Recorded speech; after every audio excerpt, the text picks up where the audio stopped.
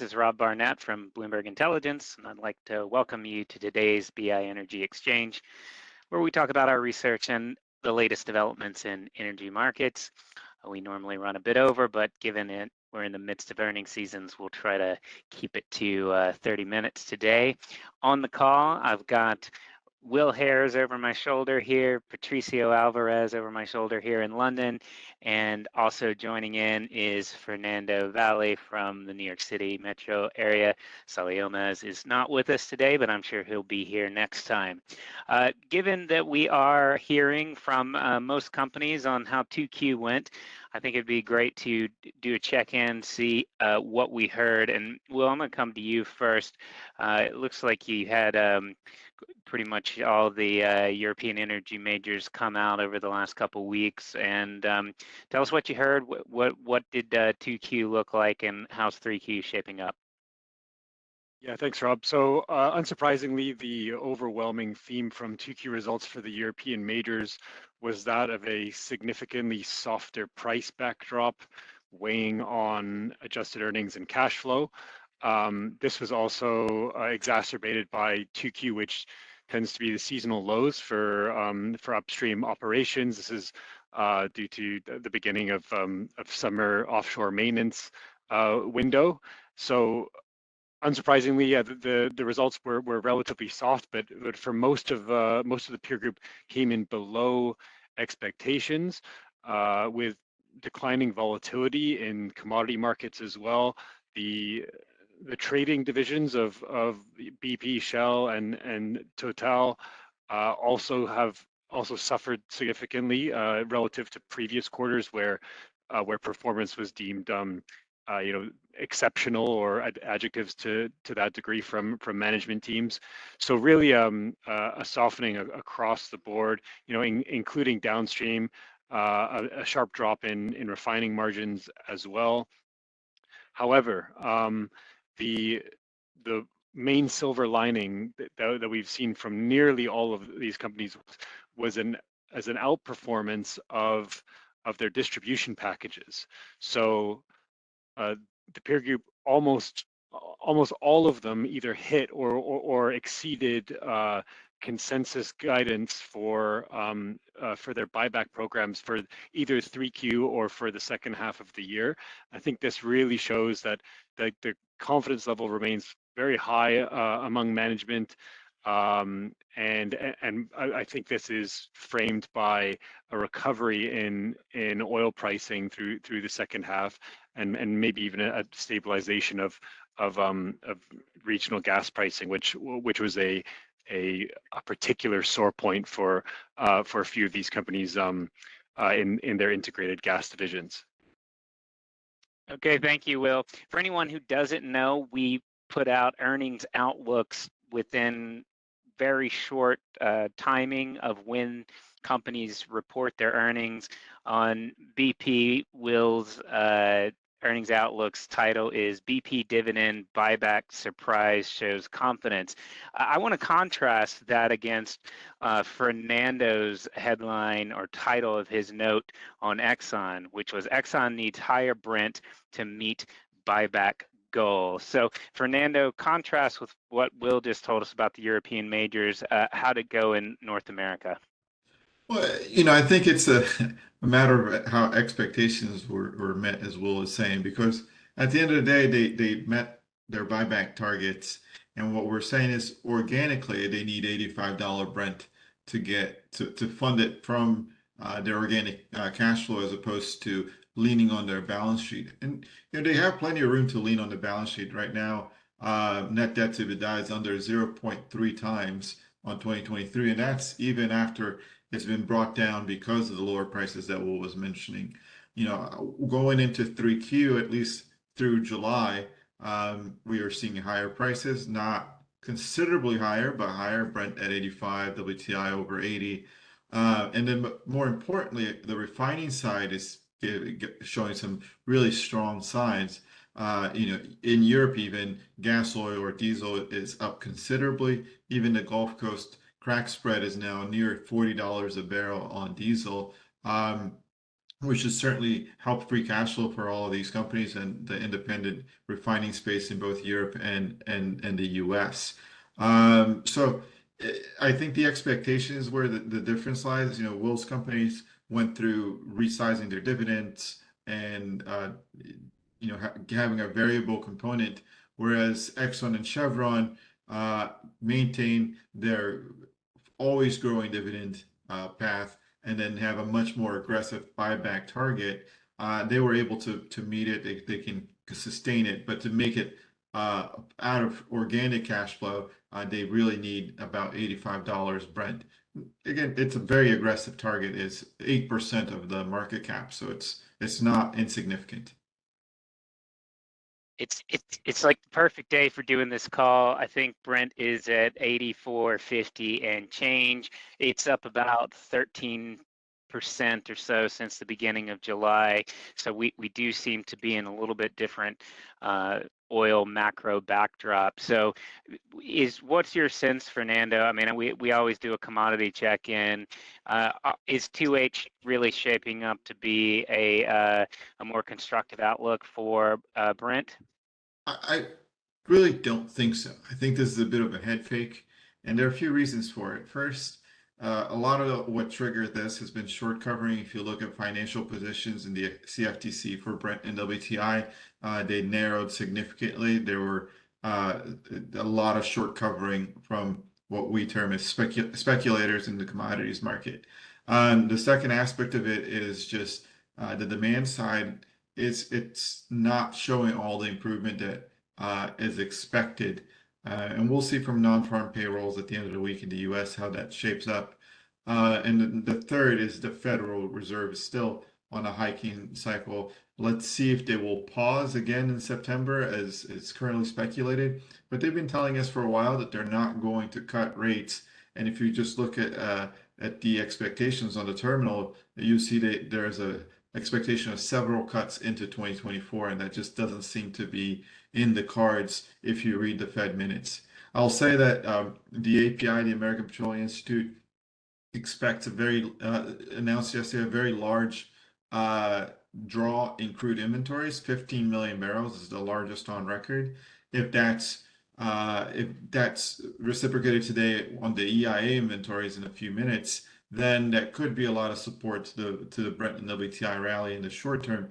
But again, I think ultimately our base case has been that the demand is what's going to set the price. And when you look at consumer spending, credit card debt, U.S. student loan coming back, China refusing to give further stimuli, we just don't see how demand will show that level of improvement. Will, I want to check in from you just on oil macro as well. Any difference in view, and was this a point of discussion on the 2Q calls? What were the management team saying? Yeah, my view is pretty consistent with Fernando's, but I would note that it does somewhat contradict what we heard from BP and Shell's management teams, who see a more stable and recovering context for Brent oil through the second half. And although demand has arguably disappointed, led by China over the last or throughout this year, there's views that this could begin to I think materialize through year end. So the view from management teams, at least from Europe, is that the commodity side of things is going to firm up through the second half. Okay, I want to shift gears and come over to you, Patricio, and just do the same exercise on the earnings side of the equation. I would note that just the other day you had a react out on Uniper and Uniper strategy, Revamp, Affirms, financial turnaround. So why don't we start there? But tell us how 2Q was for your companies. Sure. So we're about halfway point through our earnings cycle for European utilities, with most of the major diversified players reporting earnings. So we're talking about Iberdrola, Enel, and EDP, which are the international integrated companies. So year-over-year results have somewhat improved, and it have translated into also profit revisions. So those are upside profit revisions for 2023, and that's largely due, with the exception of Enel, of course, but that's largely due to a rapid decline in wholesale energy costs, which is fairly very benevolent for the company's retail units. And although the trading, like alluding to what Will was saying, trading arms have been seeing moderating upside as well. Margins are thinning on the trading side and also on the dispatchable power fleets. But that is being more than offset on the retail front. So these companies are their performance is stabilizing, just because of the sharp decline in gas prices mainly, and also carbon costs, which are hampering down the demand for dispatchables. And in terms of Uniper, why is that an interesting story? That's because this company was sort of the poster child of the European gas crisis last year, given it was bailed out by the German government, which now owns 99% of the float. Initially, the company was expected to return to health by about 2026, 2027, when the German government is mandated to release most of the float. But that's why it was very surprising to see Uniper reverse a loss from last year of about half a billion euros to about reverse that loss to about a 2.7 billion gain in this first half of the year, which just shows how quickly Europe and in this case Germany has diversified away from Russian gas, and that was the main driver for that profit revision. It was that Uniper is now not exposed to Russian gas anymore and has managed to wean itself off with a midterm investment plan that looks credible, and that should align the company closer to its peers in terms of the energy transition race. Patricio, I want to follow up on the idea of higher interest rates and how they're playing into spending plans for your companies. A number of the solar companies have pointed out that there does seem to be a slowdown, particularly on the residential solar side because of the higher rates, and that's not surprising. But are utilities adjusting any plans, or are they full steam ahead on the just energy transition, but also CapEx generally? So that's a great question. I think if we try to separate it into two fields, given the investment profile, the investment into renewable power generation has slowed down amongst major utilities here in Europe. With the exception of EDP, which actually went through a 1 billion euro capital injection to just maintain its pace of annual deployments. Other companies such as Iberdrola and Enel slashed their capital budget for renewables anywhere between 15 to 20%.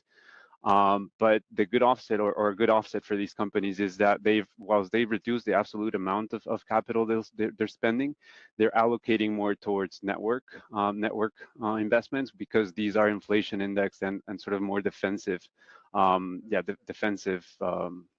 defensive plays, which makes sense, which allows them to sort of sustain the earnings momentum. But we have seen a marked deceleration into renewable power deployments, particularly in wind, more than solar. I think solar targets have been maintained, and in some cases are the preferred options, sort of to diversify away from a wind space that seems to be facing temporary headwinds, especially because of the increase in the cost of capital. Okay, this is a good point to bring on Will back into this conversation, because a couple of points I would note is if you didn't see from just the other day, BP, I think Bernard Looney was speaking and talking about offshore wind in Germany, where the company has recently committed to developing, I think, 4 gigawatts of capacity, and talking about the the potential value of that work. And they also have quite a bit of discussion in their investor presentation talking about energy transition, including spending 55 to 65 billion between 2023 and 2030 cumulatively on transition spending. So, Will, what's the contrast on where BP's thinking on this versus what we just heard from Patricio? Well, I think it's important to note here that BP's energy transition pace is actually slowing. It's slowing more than any of their peers. They previously had the fastest energy transition pace of all the global majors, and so I think it's important to view this in that context. While it's not entirely unexpected for BP to continue their investments in in renewables, particularly as they have a pretty large and ambitious renewable power capacity target to hit by 2030. It's also important to understand that the returns profile on their renewable portfolio just pales in comparison to their oil and gas business. They're currently targeting a 6 to 8% project IRR for their renewables. This is compared to, a 20% minimum hurdle rate usually for an oil and gas project. So you can see why when the company announced the slowing of their energy transition targets, the market viewed it as extremely bullish. So while 4 gigawatts is obviously a significant investment, it's going to take place over multiple years. There's an initial investment of roughly under $1 billion, I think, paid next year. But the rest of it will be paid, over a significant number of years. So while these projects will get a lot of attention and for good reason, I think it's still important to view the company through where it's generating the vast majority of its cash, and that continues to be its oil and gas portfolio, which is driving the returns and is driving their dividend growth, which they announced at mid-year, and their buyback tranche for 3Q, which exceeded expectations by at least $500 million.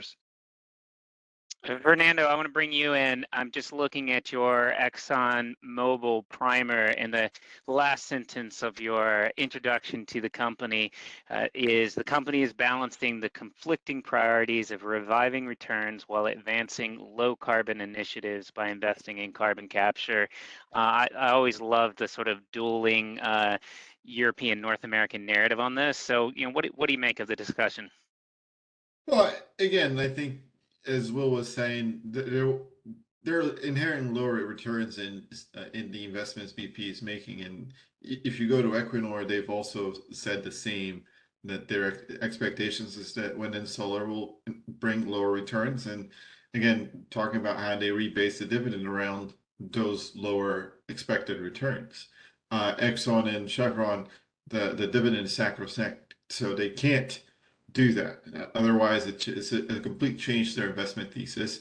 And so their view is we're better off cleaning up our existing infrastructure through carbon capture or liquid renewable fuels. And what's really interesting is even within the two U.S. majors, there's a difference, right?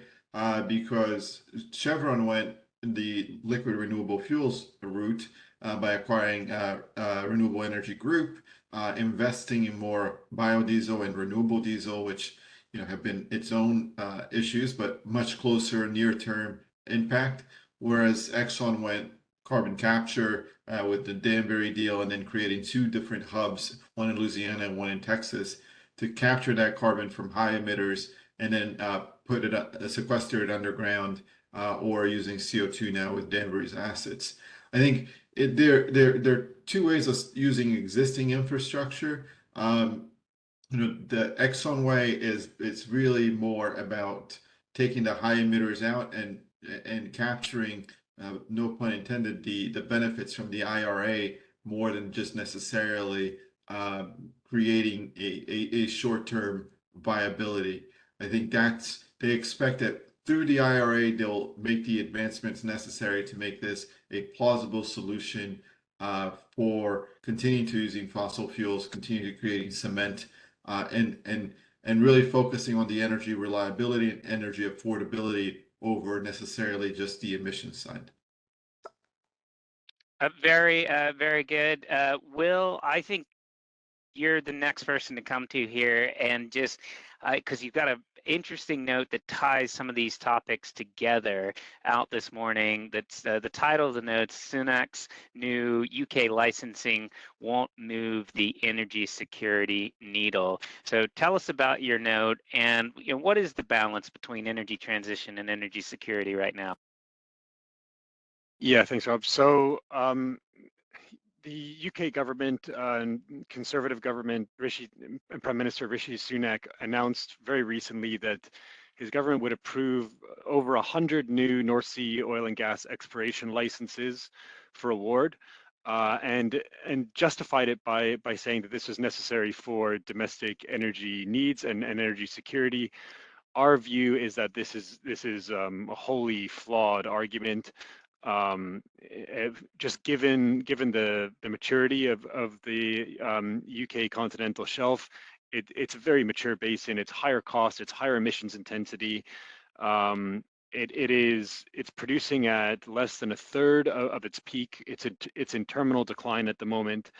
And I think also most notably here, from a policymaking standpoint, it seems deeply contradictory given his own government's recent passing of legislation for the UK's energy profits levy. This is a 35% incremental tax on oil and gas profits in the UK that has overwhelmingly and obviously made the UK a far less competitive jurisdiction for upstream investment. And this has been shown already by some of the largest independent E&Ps and some of the majors pulling investment, undergoing cost reviews, saying that they are now forced to diversify their portfolios and investments geographically. So pulling UK investment and putting it into other regions like Southeast Asia for a few, Latin America. So this policy of opening up new exploration licenses it feels a bit I don't know, ham-fisted and poorly thought through, particularly considering some of the recent policy moves his own government has made.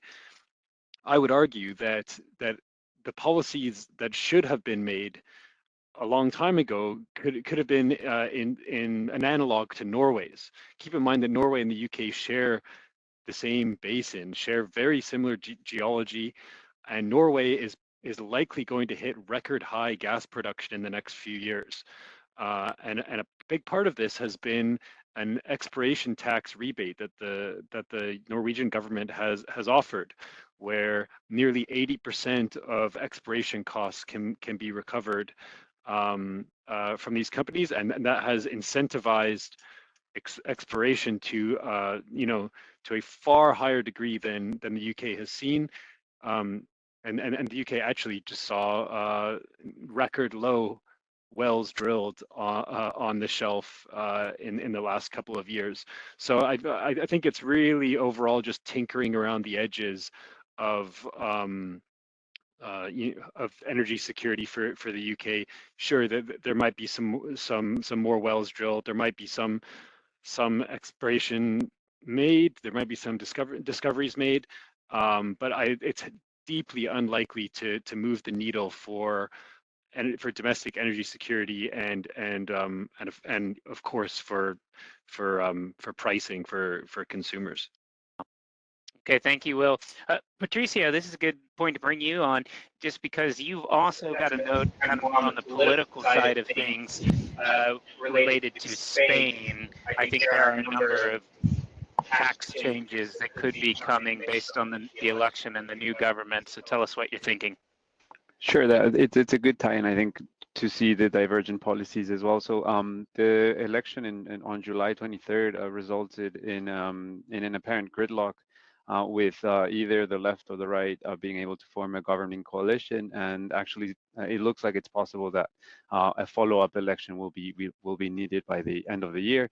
But what was at stake apparently for energy, it's the potential lifetime extension of Spain's nuclear power fleet. which is 7 gigawatts strong. It accounts for about 20% of the country's power consumption. So it's still pretty relevant, and it was expected that a right-wing coalition would be favoring an extension, which would could possibly be positive for the earnings prospects of the current operators, Iberdrola and Endesa, but it could have sort of ripple effects on the renewables landscape, potentially carving out space for wind rather than gas. I think that's an important point to make. And the other thing that was also at stake was also the windfall tax. So during 2022, Spain introduced a set of several taxes, and one of them, which has been argued against repeatedly by energy companies and banks, is the imposition of a 1.2% tax on revenue, which is not really a profit clawback, it's really on revenue. So this change in the political sway of the country could have resulted in the lifting, or at least I think consensus was expecting the lifting of these sort of hawkish tone on taxes. But so far we will have to wait, I think, until potentially until December to see how this what the outcome is. But I think it's important to note also that there's the new Spanish energy policy document, or the draft proposal for the long-term energy policy, and Spain is it's hammering down actually on renewables, and it's increasing its target for the share of renewables in the grid to 80% by 2030, and most of the growth or incremental growth versus the previous plan is on solar power. So that just shows you the divergence or like the different sort of political sways between the UK and Spain. But again, it seems like that will be on the balance until the gridlock is resolved. Okay, very interesting. I think we'll end with one last idea, and let's talk gas, LNG, because I think it integrates all of the sort of things that everyone on this call looks at. And a very fascinating set of stats I'll give you real quick. In the United States, natural gas currently accounts for about 40% of all electric power generation. So 40% of the electrons in America are from natural gas. In Europe, it's just 20%, and in China, it's only 3%. So gas, often described as the bridge fuel, the energy transition fuel. I'd love to hear some just off the cuff speculation here from each of you on where gas heads. Is China going to start using it in the power sector, for example? So Fernando, put you on the spot. Let's come to you first. Sure. Well, China has ample coal reserves. It has hydropower. So I think it will increase as an absolute number. If it's going to gain market share, I think they'll be limited because I don't think natural gas, especially LNG, is going to be cheap. And coal will be cheaper for China. When you look at Europe, Patricio can give better details, but obviously you have places like Norway that have a ton of hydro. There's been a fair amount of nuclear that's now been shut. So I would expect that natural gas is going to gain market share over the next couple of years. And in the US, I mean, I think in a way we're following the European playbook in a delayed response. But so I think natural gas will gain even more share because it's abundant, it's low cost. We're closing coal plants, we're closing nuclears in New York State. We've closed 3 nukes, and we've gone more and more towards natural gas. The issue is the regions themselves are a little bit more of islands. They don't necessarily communicate with one another, and then we have restrictions on bringing some of that natural gas into regions with need, like New England or California. And so I think the prices are going to be really something to watch over the next 5 to 10 years. I would just add, you mentioned it was low cost. It's also low carbon if the benchmark is coal. Gas is about half the emissions of coal. So I think that's an interesting part of the decarbonization trend you've seen there in the United States. Okay, Patricio, let's come to you next. Yeah, I think I agree. I very much agree with Fernando's view. I think perhaps China that does or is being seen as sort of the growth vector for gas, but again, China is much more independent on gas production than the others. I mean, than the others meaning Europe. So on that front, China perhaps will not veer as much towards LNG, given the economic constraints. But in Europe, I do think that there will be, or there is a lot of directional policies to try and at least flatten gas demand for power, at least not increase it, just because carbon pricing here in Europe will have diminishing allowances through the end of the decade, and that will remove the incentive for power producers to burn gas, and much less coal. Coal is being phased out rapidly in Europe, and for the most part is being de-risked through government sponsored compensation for decommissioning liability. So the incentives are there, the policy is there, but let's see what the economics hold, and sort of what the transition is for gas, given that I think the grid in Europe would need more storage capacity or some sort of alternative, so to the absence of baseload power. So as Fernando said, nuclear is being closed. Hydro, there's no new hydro coming online, so there needs to be an answer to sort of justify a decline in gas demand. And I think in the US, potentially that market share for gas will compete with coal, but without any sort of economic incentive to switch to gas. I don't see how that will change meaningfully in the medium term. Okay, Will, we'll come over to you. Last word. Yeah, I think nearly everything's been covered quite well, but the only thing I would add is that there's a significant supply-demand gap coming probably around mid-decade, where demand begins to far outstrip supply for LNG cargoes, and this has been cited by all of my LNG exposed companies that continue to view LNG as a core pillar of their energy transition strategies, and expect further price volatility and market volatility, particularly given the the disruption from Russian pipe supply into Europe that we saw last year. Okay, fantastic. We'll leave it there. For everyone who joined, we'll hold the next one of these on the third Wednesday of the month, August 16th. Thank you very much for your time, and we look forward to being in touch. Have a great rest of your week.